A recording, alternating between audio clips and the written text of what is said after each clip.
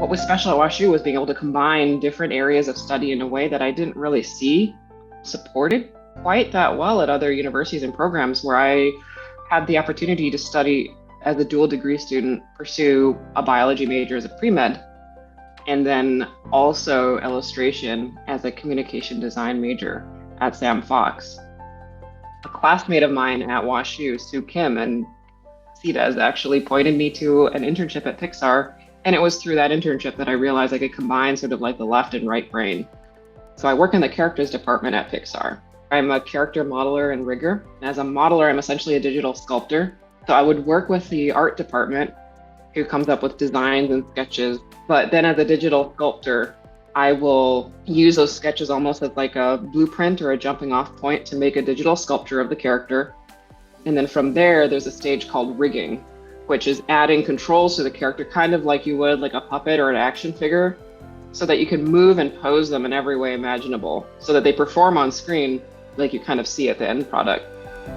I worked on Soul, and I think my favorite character of all that I've done was Joe, or Human Joe. When I was working on Joe's modeling and rigging in his hands, because he's a pianist, that was something that we wanted to spend a lot of time and scrutiny on. We actually referenced Jon Batiste quite a lot. He's the pianist that we did a lot of recordings for the film. I noticed that the tendons on the back of your hands will show up in different ways while you're playing the piano. And it depends obviously on your build and how much tissue you have on the back of your hand. So after seeing that in videos of Jon Batiste and other pianists playing, I added controls to Joe where every time he lifts his finger backwards, a little bit of tendon automatically shows up. There was so much, I think, thought and conversation about the story, about being thoughtful and intentional about representation. And I think it was kind of interesting because it's sort of like tied back to, as a student at WashU, the phrase like communication design really hit home. Each movie, you have a different style.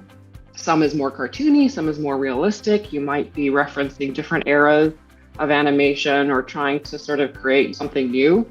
And a lot of conversation we had was actually around when you're pushing really cartoony characters, we also have to be mindful of like the history of illustration. We had a lot of conversations about like Jim Crow era imagery. When we're pushing really cartoony stuff, we need to know how illustration animation has been like misused in the past so we can make informed decisions. And it was really challenging, but really rewarding. And I think it started a lot of really valuable conversations in our workplace on future projects too, about how we approach and how we think about designing characters, how we're conscious of how audiences will perceive them. And I think our responsibility to do that knowledgeably.